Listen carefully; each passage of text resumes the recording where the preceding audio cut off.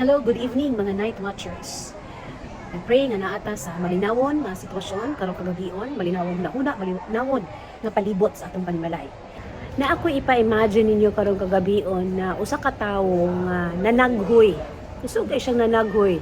Well, nagtrabaho siya sa balay, walang limpyo siya sa balay, well, nagkipot-kipot siya sa balay, sa ilaang balay palibot. Nga kung tanaw nato sa ilaang sulod, sa ilaang balay nga gamay, na dito yang mama sa kwarto naghigda. Nga pila na katuig nga nagdaot. Kung liilion pod nato ang ilang kusina kay bag-oras na namahaw, na habilin dito nga duha ka kamote ug duha ka bulad nga sobra sa ilaang pamahaw. Makaingon ta nga sana all. Asa nga sana all? Katong nanaghoy nga taliwala sa iya ang kapit-o sa kinabuhi, taliwala sa sitwasyon nga nagdaot iyang nanay, nga ingador iyang pamahaw, nakamanage pa gyud siya og panaghoy. Amen? So, kabalo bata nga sa panahon karon daghang nagkinahanglan og ing-ani nga klase nga kalinaw o pamatasan. Nga kung moatubang man gani sa problema is makapanaghoy pa jud, no? Maski unsa man kabug-aton sa problema, makapanaghoy pa gyud gihapon sa kinabuhi. Taghoy daw tabi, kabalo pa ba ta managhoy? Well, anyway, unsaon ka nato no nga para makabaton ta og kalinaw, taliwala sa kabug-aton sa kinabuhi ug para makapanaghoy sa tao sahay. Amen. Atong tan-awon diha sa Philippians chapter 4, 6-7. It says there, "Do not be anxious about anything, but every situation by prayer and petition with thanksgiving present your request to God, and the peace of God, which transcends all understanding, will guard your hearts and your minds in Christ Jesus." Si Paul, ang author ani nga libro, was encouraging the Philippians on that time on not to be anxious because he knew that God's peace can guard every believer's heart regardless of external pressures and personal pressures. Ug kini ang mga pulong sad is para sad nato. Kay ngano man kinahanglan nato ni tungod kay the world nowadays is so full of bad and discouraging news. Kung makita natin sa TV ang daming pangit na mga balita. There are threatening situations, no? May mga gera, may wars, personal pressures. And this Bible passage will remind us not to be afraid. Instead, we have to turn each concern into a prayer instead of overthinking that what would our life be this 2026, so that breakthrough peace of God will guard our hearts and minds in Christ Jesus. Amen? So tonight, let the Word of God reminds us on how to combat on not being anxious so that peace would reign in our hearts in our message entitled, "Peace be with you." Let breakthrough peace be with you. This is a very common statement that we usually use noon. Diba? Kung naalala po natin, lilingon tayo at sabihin natin, "Peace be with you." Peace is promised by God because sa buhay natin, meron talagang mga pagsubok, meron tayong mga sitwasyon na nakakabalisa. Amen? So this promise is given to those who believe in the Lord and who is the source of and the giver of peace. So how are we going to combat? How are we going to conquer anxieties, worries, struggles, mga kabigatan sa buhay? Balik po tayo doon sa Philippians 4, 6-7. It says there, "Do not be anxious about anything, but in every situation, by prayer and petition, with thanksgiving, present your request to God, and the peace of God, which transcends all understanding, will guard your hearts and your minds in Christ Jesus." So ano po nakasabi doon? Let us, una, is how to combat, is we have to present our request to God. I-present po natin, Panginoon, ito po yung kabigatan ko, ito po yung mga problema ko. Siguro ito po yung una nating gawin bago natin ihagis sa Panginoon ang ating mga kabigatan sa buhay. Now, kaya nga po, di ba, andito po tayo tonight, sa Night Watch, every night, in order for us to present our request to the Lord. present our personal request and present the request of other people. Amen? Kaya, para maibsan po yung mga kaba, pagbabalisa, daming concern natin sa buhay. So that's why we need to present our request unto God. Ano po kaya yung mga request natin kay Lord for tonight? So, kayo lang po ang nakakaalam doon. We have to present our request to God and then cast everything unto Him, for He cares for us. Amen?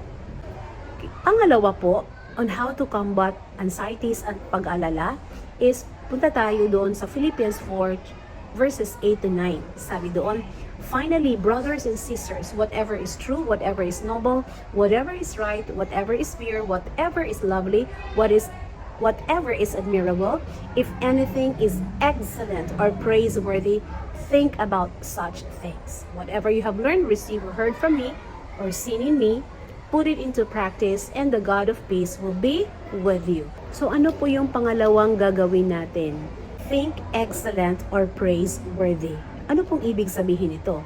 It means avoiding mediocrity or negativity and focusing on the ideas that are true.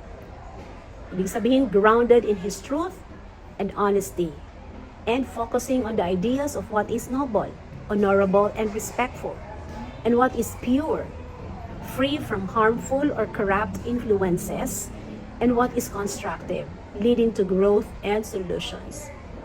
Thinking on what is admirable and worth celebrating.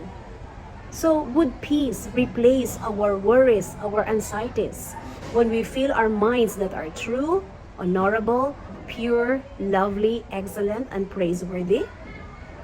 Yes. Amen? So, why thinking excellence or praiseworthy brings peace? So, meron po tayong dalawa dito. Una, it is because our thoughts shape our emotions. So, kung ano pong nasa isip natin, it would create into our emotions. So, ingon dito sa Matthew 15:18-19, but the things that come out of a person's mouth come from the heart, and this defile a person. For out of the heart come evil thoughts, murder, adultery, sexual immorality, theft, false testimony, slander. So, ito po yung ano natin. So, our inner thoughts would spill over into our feelings and actions. Kung ano pong nasa isip natin, yun ang mailabas sa ating puso at sa ating mga actions. Amen? So when we think fearful thoughts, we feel anxious. Mas lalo na kung we watch horror movies. No? Matalawan na dayon kung suguon ni mama o ni papa. Kaya, no to horror movies. When we think negative thoughts, we feel heavy. Di po ba?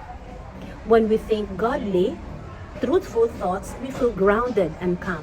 And we intentionally choose truth instead of lies, nasabihin natin, wala to siya, naghubog-hubog. Good boy to siya. And purity instead of filth, hope instead of worry, it naturally creates emotional stability. Hindi po ba? Which feels like peace. What brews inside, our thoughts, our feelings, it will bubbles out in how we speak and how we act and treat others. Unsa kaha ang nakashape sa atong heart, sa atong emotion lately? Angay baka nato i-align ang atong thoughts sa diha sa kang Lord para mao ang mugawa sa atong debate, mausad mugawa sa ato ang mga emotions and actions. Pangalawa, why thinking excellent and praiseworthy brings peace? Because it stops the mental noise that steals peace. It stops the mental noise.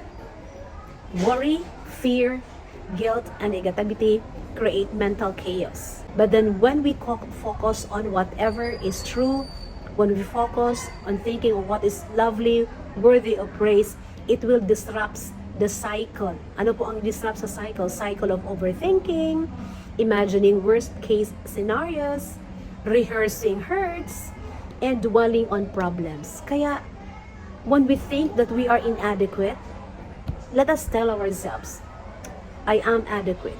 I have confidence in the Lord.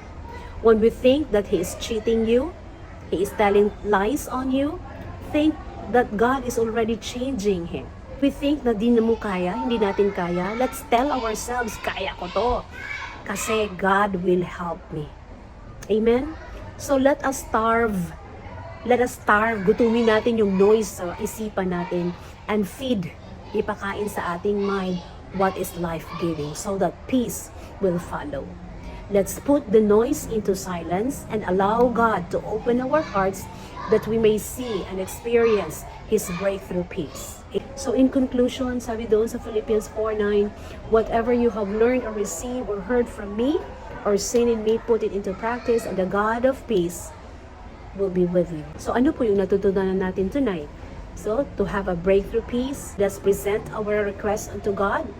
Think with excellent or praiseworthy, because when we do this, our thoughts shape our emotions, and it would silence the mental noise that steals our peace within us. Amen. Let us pray. We thank you, Lord, for the word tonight, and I pray that everyone would experience a breakthrough peace as we continue to present our requests unto you, and as we think of what is excellent or praiseworthy. We continue to entrust the rest of the time that we'll be doing tonight in our night watch. All these things we ask in Jesus' name we pray. Amen.